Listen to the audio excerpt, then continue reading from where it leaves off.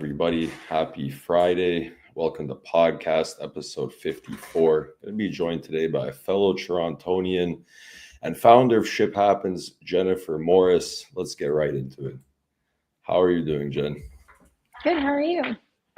Good. You want to tell us where you're live from today, since you're also kind of traveling around a bit these days? Yeah, it's pretty dark outside. I'm in Malta right now, so I guess the dead giveaway would have been the darkness out of your window right now. pitch black outside. So you're also from Toronto. I'm also from Toronto. That's been something that we have in common. And I want to get into it with you of how did you get into logistics? And also, was it in Toronto, or were you like born and raised there? Is that where you started everything?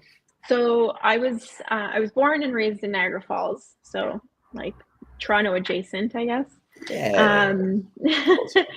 And I got into the logistics like a lot of people, completely by accident. Yeah. I was out of school. I was living in Windsor, just across from Detroit, and I was doing like some marketing work for Chrysler, in like a call center kind of thing. Hated it, but it was just a job at the time to pay off my student loans. And then was that cold calling? Did that involve some cold calling? No, it was like inbound calls from dealerships and us essentially like working with them to figure out what rebates they could get. So it's better than cold calling, thank God. But that sounds extremely boring, though. That's exactly what it was. It was very boring. And so after a while, I'd wanted to live in Toronto regardless, but someone in my family actually ended up getting sick, and I was like, oh, I want to be closer to them. So I was like, I'll just take whatever job I can get in Toronto, and then I'll figure out what to do after. Don't tell me this leads you into your first logistics job. So I literally, my first job that I got was with C.H. Robinson. So, wow.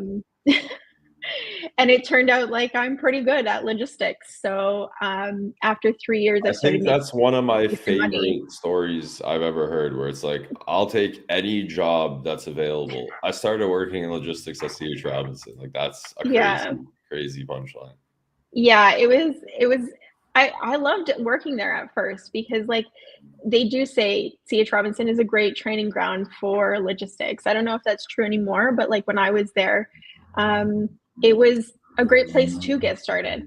And I really loved working there. I had a great group that I worked with, and they were also awesome. I was the only woman in the office, which I'm sure is not unusual for people, especially my age. I feel like that was pretty common before. What year was this, just so we have kind of a timeline? That was in 2005, 2004. Yeah, I feel like 2004, 2005. I mean, as much as it probably still is a male-dominated industry as a whole, I feel like back then it was probably much worse than it is these days. Yeah, and I'll give props to C.H. Robinson. Like they did a lot to try and like put women on a par with the men. Like the women that did end up working there, like we were pretty even. Sometimes the inter-office banter was would go a little far, but it's trucking. I can like see. Yeah. It's gotten a lot better. I'll say that. Like it's gotten so. I'm happy to now, hear that you have good things to say about CH internally, just because as a carrier, I hauled for them. They were my favorite load board. I mean, they're like one of my favorite brokerages. Listen, like at first, definitely. I think CH Robinson has a way of like the way that they do things. They have a formula that was, at least they used to, that was working. And like, if they'd find somebody like me that was good at what I was doing, they'd just throw money at you. They would throw money at you, stocks, all these different things to get you to stay longer. But like, the problem was their top performers like me would get bored. And we were like, if there's nowhere else for me to go, like, then I have to leave. Like, those are the two options, right? So I feel that. What was your first role over there? I mean, what did you end up doing to start out? I did account management like the whole time. So like, and I did really well at it. Like I grew one of the accounts from like a $250,000 account to a $25 million account in like 4 years. Jesus. And so like that's not a little bit of growth. I mean, yeah, I was what they referred to as like an excellent farmer. So like I wasn't like a salesperson in the traditional sense of like I would go out and get new business. I would go hunt. No, that wasn't my vibe. I was more like, You were oh, you want to give me fostering a the existing stuff. yeah, you want to give me some land that's like really struggling a little bit. Don't worry, I'll like make sure that it produces soon. So Okay, cool. So I mean, you got yeah, your feet wet. You stayed what, about 4 years with them? no, I ended up staying. So I stayed 6 years the first time, and then I left. Okay. Where Kind did of you a go very from there? I mean, like we know uh, the reason of why you wanted to move on, but what was the next step? no, I left because I kind of had like an emotional like way of I was just like so annoyed and kind of getting frustrated. And I ended up meeting this guy on a plane back from Minneapolis, funny enough, who's who like worked or like owned a tile company, and he like offered me a job on the plane after talking to me for the couple hours on the plane. And I was like, interesting, like I'll get back to you. And then like 2 weeks later I was selling tile like for and I did that for like 6 months. Then I was like, I'm so bored. Like I need to go back to logistics. This is crazy. So don't tell me you went right back to CH after that. They called me actually Oh my God. I love and your asked me story. to It's come actually the back. best. So like your story goes like I needed any job in the entire world, whatever pops out. Start working 6 straight years of CH Robinson, growing accounts like thousands of percents from where you got them at. And then a guy offers you a job on an airplane, so you start selling tiles, but you didn't like that one either, so you end up So going back into CH. yeah, I went back for 2 years. So I think I was there a total 8, I guess. Eight And years in CH. then I kind of bounced around from place to place. I was working more for the like I did a lot of produce transportation when I was at CH Robinson. So when I left, I actually went and worked for a few of the produce companies that I had actually interacted with. I was even on some committees on the CPMA, the Canadian Produce Marketing Association, for a little while. I kind of was all over the place, trying to figure out like what I wanted to do. And then Yeah, I in mean, that's 2000, natural, right? Like I had the same things sort of happen to me where I bounced around and then I found somewhere I thought was home and then it wasn't, and then I bounced around and like you find yeah, somewhere and you think like, is home again.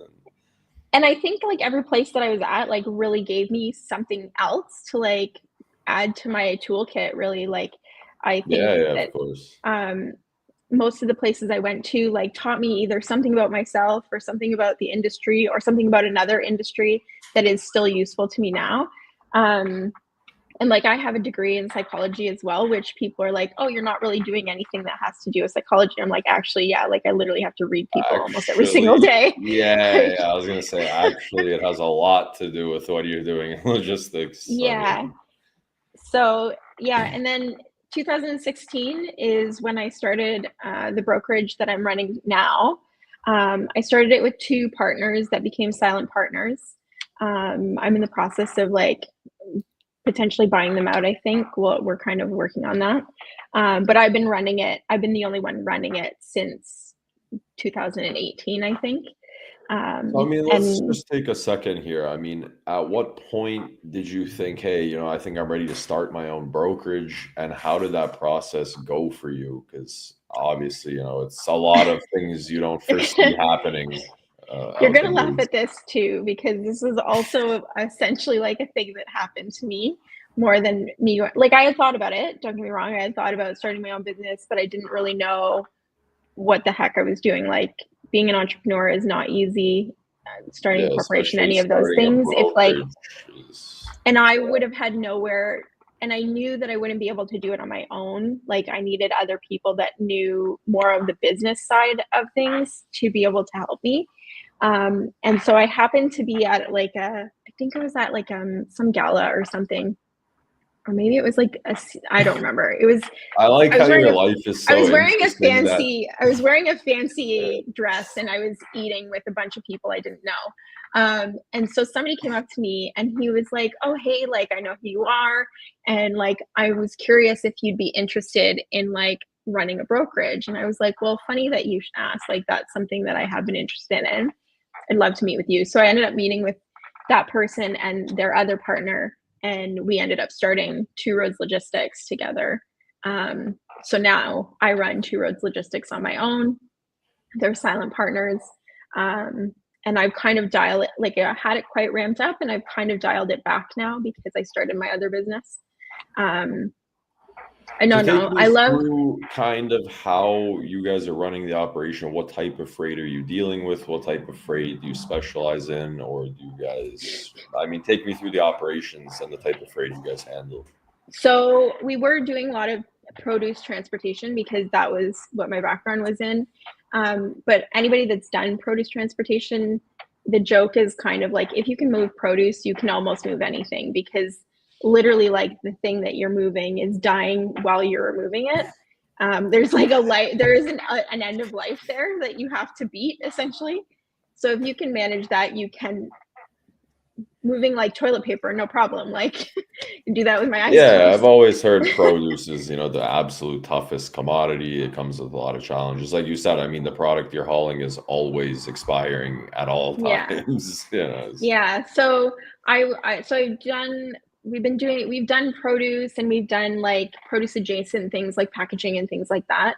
And then I went to, so for people that don't know, in Canada, cannabis has been legal since 2018. It's federally legal. It's a fully functioning economy in Canada. It's taxed. It's sold at stores It's like normal. regulated. The It's people, the owned by people the that sell it to government. you are called bud tenders. Like it's just really quite, You it's can go to kind of a school. I normal mean, thing. so as fellow Canadians, a lot of people might not know this. You can now go to university and college to learn how to grow, Yeah. cannabis, and like it's full Yeah, university courses exactly. on cannabis cultivation. And I mean, I think that's really cool that Canada took the approach of making it fully legal and regulated across Yeah. the whole country, where it's not like this province or this place or this city. Is just the whole country said like this is what we're doing, and they're Yeah. doing it like in a really healthy way. And I mean, we both I think lived so there too. after the legalization, and I saw absolutely no changes in our day-to-day lives. It's not like people are running around No, the street with their no, shirts no. off and starting fires, and I mean nothing changed. You just If, had if cannabis stores that were open. That anything, was like it. the poutine places were just doing better, I guess. I don't know. Yeah, I mean the poutine sales definitely skyrocketed after that day. So, Exactly. But so okay, so tell me you were moving because some it was, cannabis products because it's yeah, legal. so essentially what happened was there's a cannabis trade show in Canada called Lift and Co, and I ended up going to that, I think 2019, and I met a few people here and there. I met some people that worked at WestJet and Air Canada and whatever, and at a couple of other places. And I kind of got in when, right at the beginning, moving some cannabis, but through Yeah. like other parties. So it was kind of interesting because like I've seen it like evolve from like, not joking, armed guards like following our trucks around and stuff, to now they're just like whatever, just throw it on the truck, it's fine. Like whatever. Yeah, I mean, when the changes happened, everything was really, really had a close eye on it from the government level, the federal level, and I mean, people Hmm. were really paying attention to it. And then the years just kind of went on, and nothing ever went Now wrong, it's and it just just a became now it's another just a commodity. Yeah, exactly. It's just another commodity, just like anything else. Like, yes, there are still regulations and things like that. Like, I have to have a copy of the LP's license in my paperwork all the time. I have to be able to access that and give it to a driver if he gets pulled over, so that it's clear that he's hauling for that particular LP. Legally You know what I mean? Yeah, hauling like this it's product. not Crazy. like He didn't just this pick is it up not. at the border or something. Yeah, this isn't gray market weed. This is like white market. It's fine. It can go. Take me through the So process of hauling cannabis legally within Canada. Does it go on a reefer? I'm assuming it's technically produce. I mean, it needs to stay yeah, fresh. goes on a actually mostly it goes on a reefer just to protect from freeze more than anything. And True. then in the summertime, it's just more like more ambient Yeah. is what they want it at. They don't want it like super heated, I mean, but I would assume the um, local runs, if they even haul local, that they would probably be dry bannable most of the time, and they then can reefer. be. But like some of the receivers still require like a reefer. I mean, So how it's does kind that of like work with in terms produce. of the lanes? I mean, is cannabis being long hauled, or is it? I mean, what are the lanes? Like, is it going across the whole country? Like, Yeah.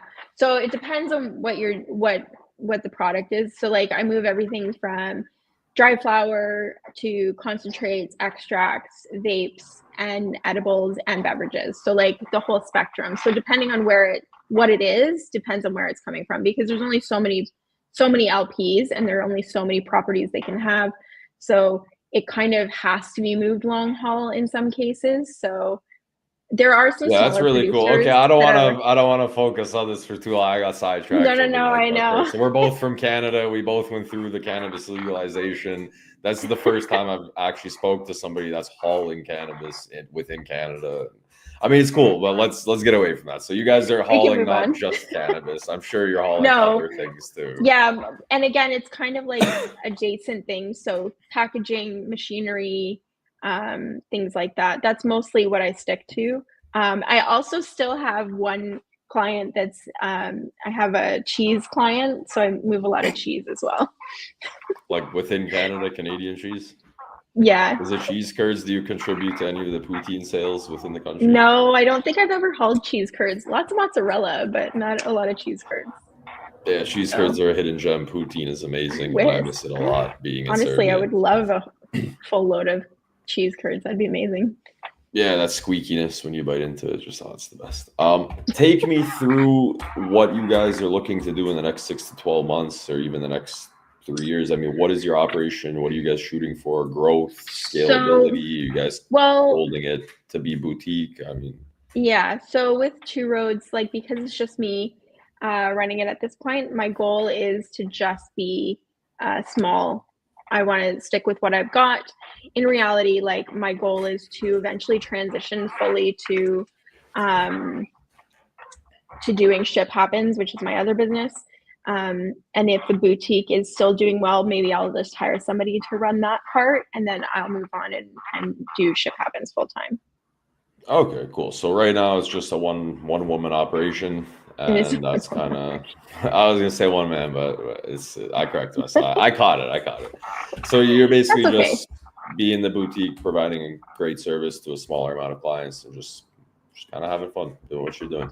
Take us through Ship Happens. I want to know what it is. How did you get the idea to start it? What does it become? It's obviously, ideas morph and they just kind of snowball into other things. So take us through the whole Ship Happens, from day one. Yeah. Well, when I first started Ship Happens, I just started it as an Instagram account. I started it because being in and about the logistics industry, you kind of recognize that there's a certain grouping of clients that kind of get screwed over more often than the others.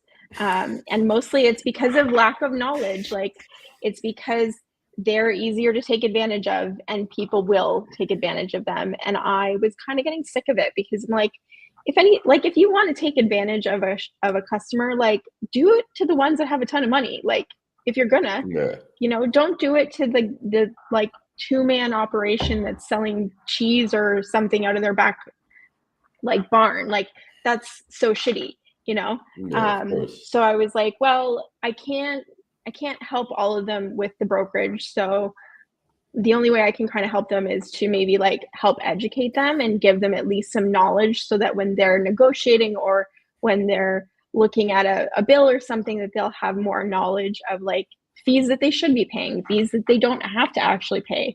Like the amount of people that when I posted about disbursement fees and telling people that they don't actually have to pay that, I got so many messages from small businesses being like, oh my God, I've just been paying that and not knowing that I don't have to. And I was like, even like John Rogers always made the controversy over like the pinwheel, and like he always holds lumpers accountable and he gets like all the money back when they try to like add their fake charges. So basically you started it out as just a way to help, the small person. Yeah. Out. Like it was kind of a hobby really at first. Like it was just kind of something that I was like, I'm going to put out these posts and I'm going to do something. I did make a brand around it because I was like, you never know if it's something. And then last August, I was in Morocco, was where I was, and I launched the website then. I only remember it was because I was in Morocco when they had their earthquake last year. So it was a memorable time, if you will. Yeah, I I'm sure launched the you're not going to website. forget launching your business in a earthquake in a foreign country. Yeah, I literally decided because I kept holding off and holding off because I was like, oh, maybe I don't need, maybe I don't know if I'm going to do this. I don't know. And then the earthquake happened, and I was like, you know what? I'm just going to do it. Like, I'm just, it kind of gave me one of those like moments of life is Yeah. short. Like, I should just do it. And so Yeah, there's I no launched point it, to and doubt yourself and to hold ideas back. I mean, anything can yeah, happen at any day. So exactly. So I launched the website last year. I started posting pretty regularly this year. And then I really got a lot of traction because I started a women in logistics series where I feature a different woman every 2 weeks that works in our industry. I've done recruiters, I've done people that specialize in inventory and purchasing. I've done women in tech. Like, so now I'm just kind of expanding that and I want to go through seeing what this on a little happens. side topic with you because we Sure. were exploring the whole women in trucking thing. And I don't really remember exactly how it all went down. I just remember that it started getting really loud at some point, maybe a year, maybe 2 years ago. And it started becoming something everyone was like, becoming more aware of, this women in Mm-hmm. trucking movement.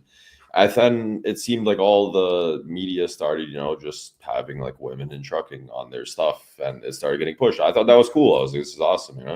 And like we even my previous podcast before this one, like we had, I think every like once a month we would have like a specific woman come on. We even did like a whole panel with like all the like really, massive people in our community. And then I remember there was like a counterculture where it was like, let's stop talking about people's, plumbing and like why does it matter if they're women, and like there was like this whole counterculture that happened, and then everything just kind of like blew up and then just disappeared for a while. But I want to hear Mm-hmm. from you guys. I mean, what is your guys' opinion on the women in trucking movement? Why is this so important to you guys? And I mean, what are you guys looking to really accomplish with it? I think the thing is that there's a lot of content specifically like, and no offense to you or anybody else that has a podcast, but like you guys are dudes and you're gonna talk about dude things, and that's totally fine. But like I also like talking about Bravo television and wine and lattes and Birkin bags. Like that's part of my personality too. And there's Yeah, of there's a course. lot of women that are like me that work in this industry that maybe want to be talked to like a woman, not like a dude in like not a woman in a dude's industry. So like Yeah. I'm just trying to give a space to women that like is not trying to cater to them because I am them. Like I'm not catering to them. I'm just being Yeah, you're myself not doing and they're something relating. special. You're not trying Yeah. to make questions And so specifically designed for women. You're just a woman that's in logistics talking to women in yeah. logistics. Like, And so like I don't like I truly think that I appreciate, especially like I hate using the word ally. It's so weird and like sounds so woke, but like anybody that does make an effort to like understand what it's like to be a woman in this industry and not to kind of scoff when we're trying to say, hey, there's problems and stuff like that. I truly appreciate that. Whether it's flawed or not, it doesn't really matter. The fact that there's an effort there shows that like people want to understand, and like you just asking that question is so helpful, right? Like it gives me a chance to be like, oh, we don't want special treatment. We just want more space. We just want more places where we go, and it's not just for the men. Like it's even trade shows and conferences when you go and like you're a woman and you see there's literally one woman out of yeah. the whole place talking. Like I actually was on a call with somebody earlier today because I called her out in email, not up front. They have a conference with 24 speakers and one is a woman. That's it. And I'm like, I'm not saying that there needs to be a certain amount, but for me to have any interest in that conference, there needs to be more than one. I need to be able to relate to more than one person in the conference, Yeah, and I mean, you I'm know? sure you would obviously agree with the sentiment that you can't just be elevating women in trucking based on the fact that they're a woman, but we all know that 100%. there's thousands, hundreds of thousands of qualified women in trucking that are doing amazing things, and you can obviously put together more than one of them out of a 24-person panel. So Agreed. I mean, nobody's asking. I think that's the big thing. Nobody's asking for any handouts here. I feel like you guys are just asking just to be heard and like kind of left alone to discuss things amongst yourselves and to just be thought of every once in a while. I mean, that's how I interpreted the entire thing. But yeah, and that's a great way to put it. Like, we just want to be thought of too. Like, not only, we also want to be thought of. Like, they're just like equally thought of. Yeah. Well, like, I mean, it's funny because like at the time when all of this was happening, because I remember it was about 1.5 to maybe 2 years ago when like everyone was like kind of pushing back against women in trucking. And like I was currently at the time working in a carrier company where it was just me and the owner was a woman. And she's like one of the cool, I still talk to her. Like she literally is messaging me right now about something. And like she's like really, really cool, man. And my boss before that was also a woman and she was also really cool. So like I asked them, I'm like, do you guys feel like you guys have any kind of like disadvantages in logistics as women? Like they're both owners of carriers. And they're like, oh, like of course we do, like, you know. And hearing them say that to me, like really, yeah, like they told me like without a hesitation, like, oh yeah, like we get like a bunch of like hard time just because we're a woman. And hearing them say that to me, because they're like strong women that like never make excuses. They're in logistics, like they're yelling at the brokers too. Like they really conduct their business the same way anybody else would. And hearing them instantly say like, yeah, like we have some issues being women in trucking. I was like, all right, you know what? Like if I'm gonna believe it from absolutely anybody, it's gonna be these two like women that I've worked with. And that really like flipped the switch in my brain with this whole movement, because it's like, if these women that I know very well and have worked with, and I know they're really strong and thick-skinned, are like feeling very like prejudiced, like I can imagine people with maybe not as thick of a skin getting it. Yeah, well, and the fact that you had no idea before you asked them, it's because they're just like, well, it's just something that we deal with. And that's kind of what I think a lot of women kind of get to, and you kind of become numb to some of the shit that you deal with, and you're just like, it is what it is. And I'm kind of like, I'm in trucking, I have to deal with it. It is what it is. Yeah. And so like I've kind of pushed back on that idea a bunch. Like I've had a few posts that have gone pretty viral. One of them specifically was like a list of all the different names I've been called in the industry. It was a rough list, let me tell you. It's probably a pretty long list. I mean, honestly, the worst thing that I think I've ever been called, because like some of the like certain ones I'm just like whatever, but the worst thing I think in my mind that I've ever been called is little girl. And I'm like, because it's like meant to make me seem like less. All. Yeah, it's not vulgar. Even vulgar. It's just like very, very like shitty thing to say to somebody. Exactly. And so I'm just like, no, not that one. Call me a bitch if you want, but don't call me that. I mean, to be honest, fair, because like being vulgar, like we're kind of like numb to that. But when somebody kind of says something to you that's like fully by design meant to feel like make you feel bad about yourself. Like, yeah, 100%. Yeah, it's not cool. Okay, so women in trucking movement. I mean, I've always been a supporter of it. I just know that there was like a counterculture to it, and people like, stop bringing women on all these podcasts and all these media things. Like, who cares if they're a woman? And I'm like, well, like this is kind of the mentality that made them need to start their own thing. Like that was the whole reason that they started their own thing, because nobody was bringing them on to stuff. Nobody was treating them. They run straight into the point and then just keep going, you know? Yeah. Like you almost had it. Like you were right there, man. So close. So, all right. So Ship Happens got started to help out some smaller businesses, some guides, some stuff like that. How did you get into the women in trucking thing? And like, what's your part in it now, you would say?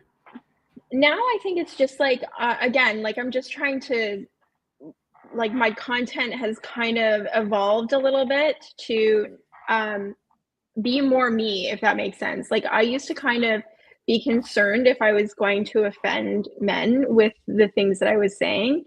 And I was like, well, they don't give a shit if they're going to offend me. So like, why am I so concerned?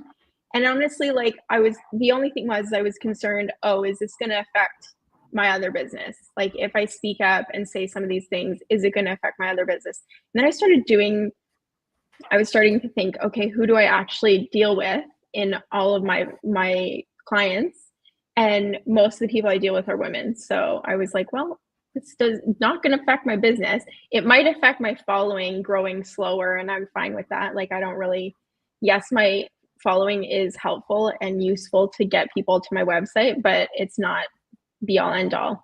But yeah, like I started changing and truly saying what I actually think. Like I posted that thing yesterday, and like I just randomly said what I was thinking that day because somebody else had posted some garbage, and I Yeah, this wanted is a to crazy say, one. I mean, like this is like pretty fair too. Like, yeah, and I didn't think it was that controversial, and now there's like people fighting in my comments, and I'm getting like all these DMs and stuff, and I'm like, I literally like thought about that post for like 2 seconds before I put it up, and I'm like, okay, well, I guess. I mean, I feel But like like, this comment would probably speak to you. Like the only thing that offends men is if you outperform them consistently in logistics. I feel like that probably happened to you. Like, yeah, and I've heard there's a quote too that I heard, and it's something like, um, they don't people don't like a confident woman. They would prefer a woman to be looking for her confidence.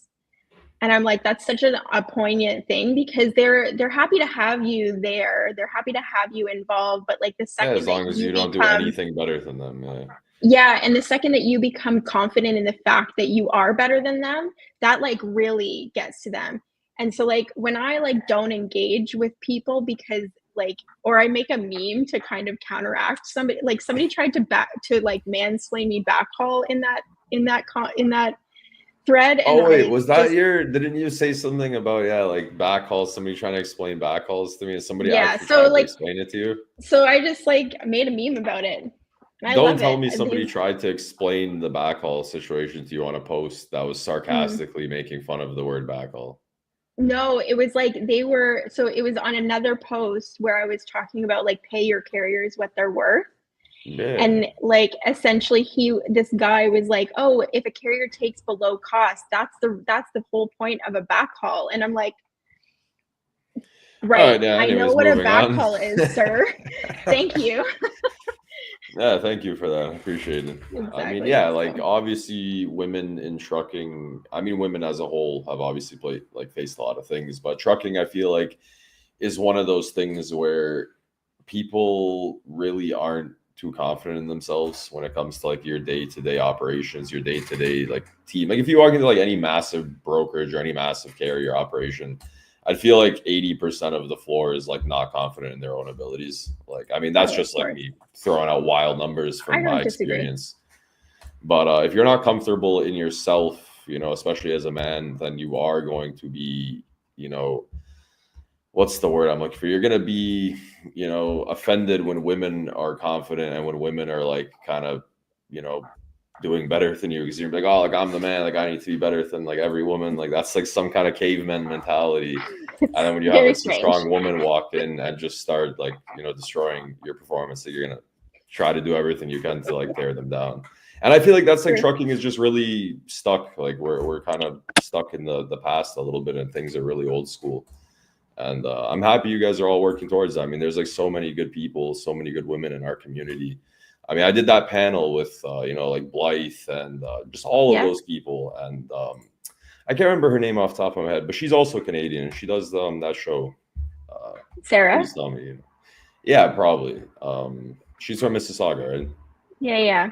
Sarah. Yeah. I Yeah, like can't she was remember on her the last panel. name Like a right now. bunch of people were on the Yeah. panel, and it was cool to meet all those people. And once you kind of talk to you guys, like you guys aren't asking for anything more than just to be included, like Yeah, just to give we us just want some to be guest here. speakers. Like yeah, like, just let us be here. So yeah. Anyways, let's move on from that. What is Ship Sure. Happens turning into these days? I mean, you said you started out with just trying to give out some tips. What is it kind of turning into after the Yeah, website launch? it has brought in some consulting work that I've been doing. A lot of tech companies actually have been reaching out to me asking me to do some consulting with them.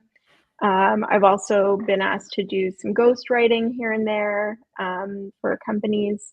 So yeah, it's like I kind of let it evolve into what it's going to evolve into. Like if Yeah, like somebody whatever it asks wants to me, become. yeah, like if somebody offers to have me speak on a panel somewhere, great, that's fine too. Like into it. Yeah. And I have been considering, I did have a woman reach out to me and ask me if I'd ever considered doing like a retreat for women in logistics. And I was like, maybe, That sounds pretty cool. Yeah. maybe. Yeah. I mean, Okay, depends that on makes how me want much to like interest schedule. it depends on how much Yeah. interest I can get, I guess. I'm gonna steal that idea. Just do a retreat for like every like man in Europe, but only every man in Europe. You Yeah. guys just gonna lift weights and smoke cigarettes. We're just gonna smoke cigars and talk about how much we hate confident women for like the 3 days. No, that's completely a joke. So if anybody ever watched No, that, that's fully a joke. But so basically, you're just kind of letting it do what it's doing. I mean, whatever. That's Yeah, kind of like how I've seen logistics. Like, I just like being in logistics in whatever capacity. It's running a podcast, being in carrier sales, being in customer sales, managing, like whatever I'm doing. As long as I'm in logistics, I'm happy with that. yeah, I agree with that. Like I think it's funny too, a lot of people when I speak to other people in logistics, a lot of people did leave for like a little stint. Like so Yeah. many people left for a little while and then they were like, "Oh, I'm bored." Actually, I like We the all end up back organized here. chaos. Yeah, of course. I mean, I've never left, and I don't really think I ever will. But I mean, it's pretty early into my career for me to make a statement like that. I just know that it makes me happy to be in logistics. I mean, with the launch of Carrier Defender, getting to be back on the carrier side of things, dealing with carriers that have been kind of wronged, and getting back to like the carrier side will always be where my passion is, the strongest, and having the ability to deal with the carriers and help them out. And it's just been cool. Like I feel like you have like a lot of that same things where you accomplished a lot in your career, and then you just kind of just want to stay here in some capacity, maybe a little bit less stressful capacity, maybe not day-to-day operations anymore. And I think that's cool. Just being around logistics is always interesting. So I mean, what's your goal for the next? I mean, actually, take me through the newsletter, because I saw something about you posting something about the newsletter and like having like some women in there every week or every 2 weeks, something like that. Yeah, so the newsletter is just really like kind of an easier way for people to see the content that I'm putting out, the blogs, and whatnot. So like the newsletter has like the most recent blogs in it, usually 3 or 4, including the most recent women in logistics. And then there's a meme of the week because I love my Meme memes. of the week, yeah. And then there's like a little bit of like stuff of like that I recommend. So like something I'm wearing, something I'm listening to, like whatever I'm listening to on Spotify that week, and then like random shit that's on my desk. What made you random shit that comes on your desk? Like that's always just add that in there, pop that into the end of the newsletter. What made you want to start a newsletter, and how did you find the motivation for that? Because I've been asked multiple times to start a newsletter, and it just doesn't interest me. Like it's just not something I've ever wanted to do. I wasn't sure about doing it, to be honest, at first, but I have a friend who she does operations consulting, and she does a newsletter, and I like getting her newsletter. Like I'm not looking for an operations consultant, so like it's kind of wasted on me, to be honest, as a lead generator. But I do enjoy getting her newsletter every week. And she was like, "Well, you should do one too. Like I think that people would be really interested in it." And she's like, "And it's a great way to get people to your blog posts if they're not seeing it on LinkedIn or on Instagram." And I was like, "That's fair," because I haven't put any like advertising budget behind anything yet, because I don't know if I want to monetize the blog yet. I haven't really sussed that out yet. So we'll see. Yeah, I'm in the same phases. I mean, I'm thankful for the sponsors that have believed in me going out on my own since pretty much day one, month one. And I've kind of kept, no marketing and not really putting much into ads and just growing. I wanted to grow this as organically as humanly possible, just to see how far I could get and how fast I could get there. But I'm in the position now where I've made a lot of, I made the post, I think a day or two ago on the company page where like it's not a hobby anymore and it's becoming something that I'm really passionate about, and growing this podcast has become a priority to me. And we're starting to make these deals and starting to put things together where it's going to turn into like more than I ever could have expected it to be. And I feel like you're in that same stage where you're just kind of doing your thing and seeing how it goes. And eventually you're going to have to make that call one day where you're like, am I going to go all in on this, or am I just going to kind of keep having Yeah. fun with it? And Well, it's I'm a tough happy to be decision. part of your journey. That's great. I can Yeah, be thank like, you for ooh, I coming was on. in early. All right, so Ship Happens for you is a hobby turned, let's say, more passionate hobby and hopefully future career. I mean, Yeah. that's how you're looking at it. Yeah. I would like to see, like, in the next, if in the next year, like, I can turn it into something, whether that turns into doing a women's retreat or that I do somehow monetize the blog or whatever that is, great. I'd be really happy with that, to be honest. But we'll see. Well, it's cool. I where mean, it like I goes. said, I go really out of my way to not speak to my guests before I have them on the show. And now that I've actually sat down with you, I can talk to you more, and we can like keep in touch about how things are going with Ship Happens. Yeah, for sure. Love that. Any closing things between the brokerage and Ship Happens before we move into some more kind of fun stuff? No? We can move into the fun stuff if you want. If you need some cannabis moved to Canada, you can hit up Jen. she can legally do that for you. Only with you can legally email me about that. Yeah, it's not a weird one. It's because we're Canadian. So okay, let's go through that quickly. So we were both born in Canada, and you are now currently traveling Europe and wherever else you decide that you want to go. I was born in Canada. I now live in Serbia. I asked you this pre-show, why did you leave? And we both kind of know the answer. But I mean, take us through your travels. Where have you been the past couple months? When did you start traveling? What's your plans to continue traveling? Are you going home? Yeah, so we started traveling 3 years ago. Like in January, it'll be 3 years. We were living in Toronto right after, like halfway into COVID, or however many years we were in COVID, whatever. And we were sitting in a house that we were renting and paying way too much for. And Toronto was not the Toronto that it was before. And we're like, why are we still here? Why are like, we doing this? Yeah. Why are we still here? Like, we don't have to be. Like, we both work remote. We don't have kids. Like, why are we still here? This is crazy. So, like, we packed everything away, put it into storage, got rid of our lease. And then the first part of our trip was 6 months we spent driving around the US. So, like, we went all the way south to Florida, and then we went across. We went up into Boulder, Colorado. We drove into guys BC. Drove all the way around the place. In what were you driving? Like a normal car? A Nissan Pathfinder with like a rooftop tent and like better suspension and stuff. So 10, come on. Yeah. We didn't spend our whole time in the rooftop tent. Okay. No, I just wanted to confirm that you guys didn't go all in and like get rid of the house and buy like an RV and start like driving. No. We thought about it, but we were like, no, we'll do. I know you thought about it. Yeah. We did Airbnbs. Don't worry. That's just like the most cliche thing you can do. It's like, we're gonna go travel and like buy an RV. Yeah. And then doing it with a normal car is a little bit less cliche, at least. Yeah. But we went back to Canada for a while, spent some time at home, and then that was in 2023. We went to the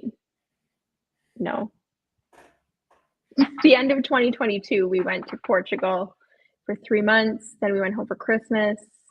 We went to Mexico. We've been all over Europe, spent some time everywhere. So kind of been all over the place. I mean, what would you say to people working in logistics who seem to have an issue with people being, remote in this industry? People why? Why do you care? Yeah. Like, why do you? That's my question to people. Why do you care? Because most of the time, so it's funny. I was on another podcast talking specifically about bias against remote workers, and like how there are some like management staff out there that will not promote remote workers because they just don't see them as like real workers. And I'm like, it's funny because like I feel like I'm more productive than I've ever been being in places that I feel more happy and more inspired, but that's just me. It's funny to me. Like, if you want to go to an office, by all means, go to an office. I'm so happy for you that you love that. You love it there. You love the gong and you love the ping pong table. Super happy for you. That's not for me. It's just not my vibe. It's not where I I mean, feel I productive. It's not where honestly I feel think happy, you know? that an office only makes sense if you're training people with no experience. I've always Yeah. been a firm believer that if you have a team that's very experienced and that doesn't need anything, and if you're like let's say a freight agent, like if you don't need any hand holding, I don't see Oh my any need God. to have Yeah. you in the office at all. I don't Crazy. see the need to paying for an office, having an office, going to the office, wasting time commuting to that office. I mean, No, if the you have commute all thing the for experience, sure. like, yeah, the commute is what kills you. And like you have to live in a certain place. Like, I mean, the first thing I did when I started living remote was I just went and moved to like the middle of nowhere. Like I just lived in like some village. Like who cares? Like, because it was cool. I You're was like, like, oh, I can whatever. make money. Yeah, like whatever it is, nature's outside my window. It was a cool experience. And I mean, I think being able to work remote is probably the greatest thing that the internet has ever done for humanity. I agree. Like, listen, if you're collaborating with people or something like that, then totally I get like going to an office for 4 days in a month that you guys have all planned to be there at the same time. But the problem with some of these, like especially the hybrid roles, is crazy to me. Is they're like, okay, well, you're going to be here Monday, Wednesday, Friday, and they'll be here Tuesday, Thursday, but then you're going to have a meeting with them on Tuesday, so you'll still be on Zoom. What? Why? Then why are we That doesn't at the make office at sense. all? That's crazy. But okay, So so we like, both had kind of, we kind of had it up to here with how things were going in Canada at the same mhm. amount of time. I mean, 2020, 2021 was when we both decided to just kind of like experience life. I mean, it took me all of 2 days of being abroad to say, like, I might stay here for a while and see how this kind of goes. You're like, this seems the right choice. Yeah, I saw, like the food and the rent, and I was like, yeah, this seems a lot more manageable than it was back home. So, Totally. moving into craziest logistic stories, we got time for one logistic story, and we're going to be out of here in the next I 50 and don't 20. know. Like I think about this a lot. Like Well, I mean, like moving legal cannabis is pretty crazy for most viewers who are not like yeah, even I guess it close is. possible. But that's not I really guess like a crazy story. well, I could like there have been stories that are crazy. Like when I first started doing cannabis, it was crazy. Like there was still times where some of them were moving product with like armored trucks and stuff, which it seems a little overkill to me and kind of screams there's cannabis in here, but okay.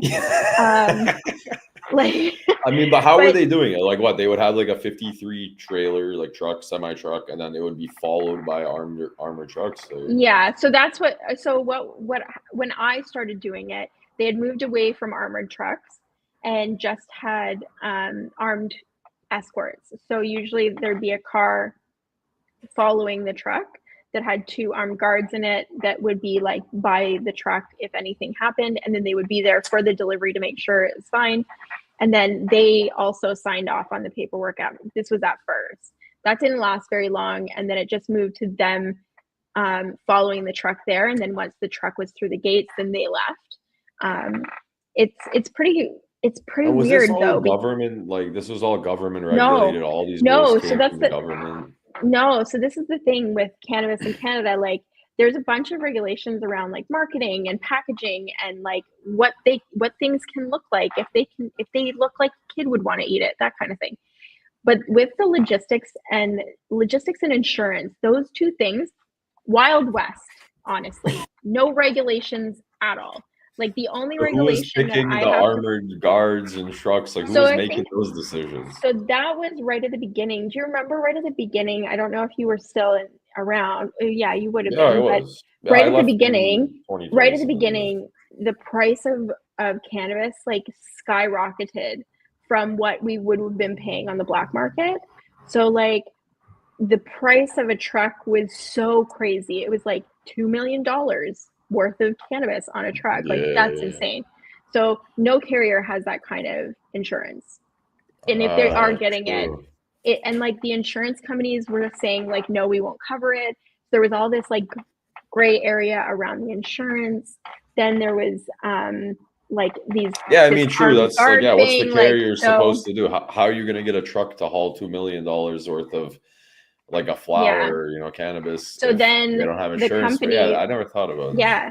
So the So then what are you LPs supposed to essentially were do? like, Yeah. okay, well armed guards go with the truck, and that's how they were able to get insurance to cover things. So that's how that was working then. Now prices have come down, so the value of a truck is probably maxes out around, I don't even know now. It's much lower. It's like way, way lower than it was before. Like a So, reasonable amount that it's a insurance would reasonable insure. amount.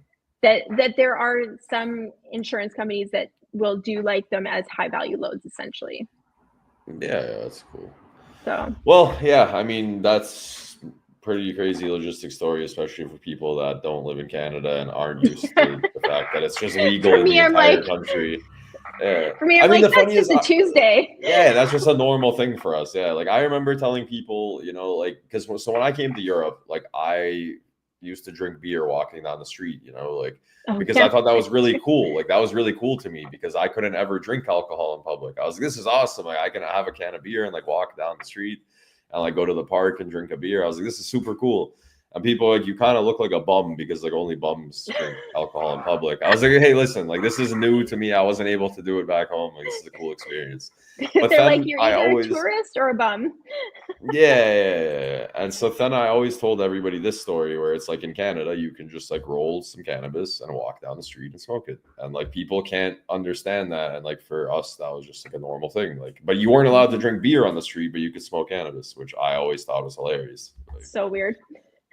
yeah, Canada does things in crazy ways. But let's go through your hobbies quickly. When you're not traveling and surviving earthquakes and running ship happens, what do you enjoy doing? Well, I love wine, so I love like going to wine tastings, things like that. I have a very horrible addiction to terrible reality television. Um, What's your favorite show right now if you had to pick? ooh. Oh, I really did love the last season of Love Is Blind. What was Absolute the trash. what is it? It's called Love Is Blind. It's on Oh, Netflix, Love is in case Blind. Okay, anybody's yeah. No, wondering. I haven't watched it, but I've heard of it. What's the premise? It's Can you just remind me again? I know I've heard of it. it's so trashy. Um, it's literally like people date each other without seeing each other. Like they Yeah, have like a right. wall They through them, just, yeah. and they Okay, I think I watched have to the first episode. propose. They propose to each other without seeing. Yeah, no, that's crazy. That's So like never gonna ridiculous. work. That's not cool. But it's like Uh, watching a train wreck. It's great. you just can't look away from it. Eh? Just can't like not watch it. I don't know. Like it's crazy.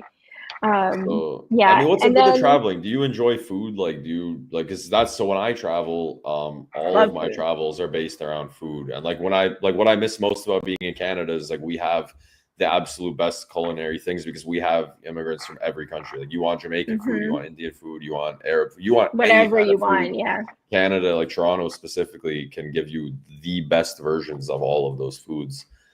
So when Yeah. I travel, I'm food is sure like you first missed thing. that because I was I also do. in the Balkans for like 3 months. It's pretty repetitive. I mean, I love it. I love our Listen, food, but like listen, it's just a lot of meat. listen, I love a barek for breakfast. It's great.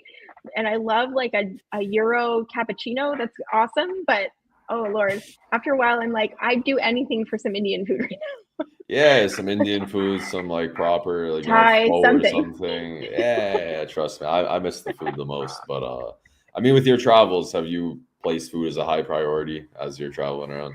Yes and no. I enjoy like going out and trying food and stuff while I'm somewhere. Like here in Malta, like seafood's really good. Like we had mussels at lunch the other day. They were phenomenal. It's amazing. And also like I love trying wine wherever I am as well. Or also had a lot of rakia while I was in Macedonia and when we were in Albania as well. That stuff is intense. Okay, so we'll just chalk up your hobbies to bad reality TV, wine, and traveling. Are we good with that? Yes, that All pretty right, much sums cool. it up, honestly. So I'm gonna ask you this next question, and after doing the show with you, I'm gonna revise this. So if a woman You're ever ends up messing. back on the show, yeah, I'm gonna revise it for the next woman that ends up on the show because you're right. Like Okay. us dudes don't think about those things. I'm gonna start asking fashion questions next time. But unfortunately, because I What's the didn't have question? that, Shoot. yeah, it's just like, do you like sports? I mean, It's just like I the don't most listen. I don't dude dislike question. sports. I always have a great time when I go to a game. Like I love watching hockey. Don't get me wrong, love I mean, it hockey. sucks being a Toronto fan because we Oh just suck at God, everything every year. what's the point? There's no Yeah, point in even paying attention. That's a corporate. That's a corporate team, literally. Like that team yeah, is a corporate team. They're never going anywhere. They're gonna just make money for the rest of their lives. But yeah. yeah, like I like I hockey. mean, I don't like seek it out. Like it's hard to find in some places where we're at. But and like I'll watch basketball. I'll go to a baseball game, but like it's not something I really love. yeah, it's not your whole personality, not something you know live and die Nah, by. So, I mean, not casually my enjoying vibes. it if it's on the TV is a pretty good answer. I mean, that's honestly where I'm Exactly. at with it too. I mean, I love sports, but I watch one team religiously, and that's about it. Like, I don't watch a ton of sports either.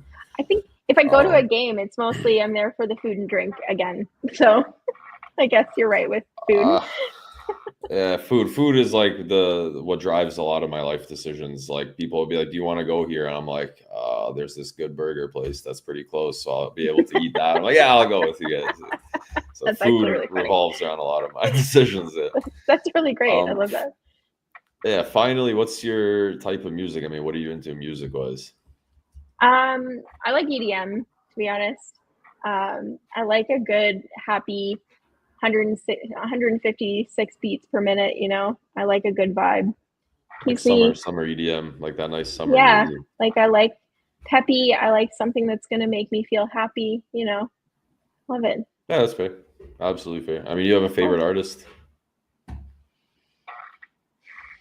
I really during lockdown, we watched a lot of Diplo and Dylan Francis. They had like they did these like Corona Fridays and they on Nice. Yeah. YouTube, and it was just so entertaining. So I think I like them mostly because of their personalities, but their music's pretty good too. I mean, Diplo is yeah, I was honestly a just gonna really say good. they make, yeah, yeah, He's yeah. a really good He makes a producer. lot of So good music. He used to do a lot of beats back in the day for some rappers and stuff. Like he did some experimenting. mhm. I like Diplo too. And we got two questions left, and we're out of here for today. So Shoot. regarding train and rail transportation, how many chuggas come before choo choo? Oh, that's a good question. See, Yeah, I've seen other people answer this question, and I feel like it's only two. Like chugga chugga choo choo. Like it seems. Some people did like 10. That seems excessive. yeah, no, Two 10 is seems absolutely insanity. I two mean, two, seems I don't think is enough, but it's definitely, I would much rather hear someone say two than 8 or 10. Just, I think somebody said 12 once. And, I two. I mean, think I'll it's like go with two. whatever your parents said when you were a little kid. Like I think that's what's stuck in my mind. And apparently my mom was like two. Two it is. Chugga chugga choo choo. That's Yeah, I trains can't remember. there. I gotta remember how to say it, but somebody in Serbia told me that they say the word differently, so it's much faster. So Oh like no. so I ask people podcast questions in real life sometimes just as like a joke. Yeah, why And not? I asked somebody that question in real life, and they're like, "Well, we say it differently." So, like, because they answer 15, but like the way that they say it is like, like it's like much faster. So the 15 is like it cancels it out. I'm gonna ask my partner after this is over because I want to know what the answer is. Yeah, and most my favorite part of the question is when people sit there and they start saying it. They're like, like they start like saying it out loud. That's my favorite. So. But all right, moving into the absolute final question is chicken wing choices. So when you eat chicken wings, do you like I drums do or eat chicken. flats? I'm a flats all the way. 100% flats. Roasters if What I do can you get them. do about the meat? I just ate chicken wings like a week or two ago, like a bunch of them. What do you do with the meat in the middle of the two bones? Like it's Oh, that's terrible. what A these are flat for. is That's what so these are bad. for. Got it. Some nails, just get right in there. You just get the drum, you just eat it one hand. Not very Anyways, let's move on from. not very ladylike, but like that's these are helpful for that. Just get the nail in there and pull it right out. You're good. Terrible, terrible. Flats are terrible. Ranch or blue cheese on the dipping sauce? Depends on my mood, honestly. I could go either way. That's kind of fair, to be honest. I mean, it's better than saying, "Oh, I hate blue cheese, the worst thing on earth." Oh no, blue cheese is delicious. Love a I love blue Roquefort, cheese. but sometimes I feel like ranch. I don't know. And lastly, breaded or non-breaded? Non-breaded. Non-breaded. All right. Well, I mean, you I'm a didn't really do purist. good on those three, but your answers were good. You had some good reasonings. I mean, you win 1 for 3. So, I mean, that's fair. But I Well, had a no, good it's time. I had a perfect. good We time could with go you for going wings with the right together. answers. Like, I feel like Yeah. this was a success. We could go for wings together, and we'd eat them all. Yeah, it would be perfect. And a special, just because we're both from Canada, what's your favorite wing place, like within Canada? Oh, you're not gonna like this because it's a chain. Yeah, My I'm favorite not place. gonna like it. My favorite. Buffalo Well, Wild no. Wings. There's Crown and Dragon. Is that the name of the place? There's a place on Yonge Street, and it's something Dragon. I think it's Crown and Dragon. They have excellent wings. But also, I really am a sucker for Total Jack's wings. Okay. I mean, that's fair. At least you didn't say like Buffalo Wild Wings or what's the No, other no, one? no, no, Or no. Wild Wings or just They regular just have a Wild really Wings. They just have a really good sauce at Turtle Jack's that I really like. So Yeah, my pick for the Canadian best wings that I had was Sloppy Joe's in Etobicoke. Love that place. They had every Tuesday Ooh, never like been. 10-cent wings, like 10-cent wing Tuesdays, and like you Wow. could just buy a pound of wings for like $3 because they would just kill you on the beer. Like they made money on the beer that day. So. Yeah, they're like the wings are 10 cents, but the beer's $12. Yeah, the wings are free, but the pitcher is like 48 Canadian dollars. Enjoy that.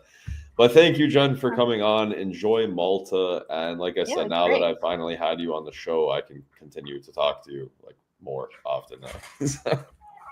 I had a great time. I was happy to be here. So thank you, Jen. Enjoy your weekend, and we'll definitely keep in touch. And good luck with ship happens. Thank you. Ciao. That wraps up podcast episode 54 with Jen Morris, founder of Ship Happens. If you want to keep track of her story, maybe go follow her newsletter. And that's it for me. Have a good weekend, everybody.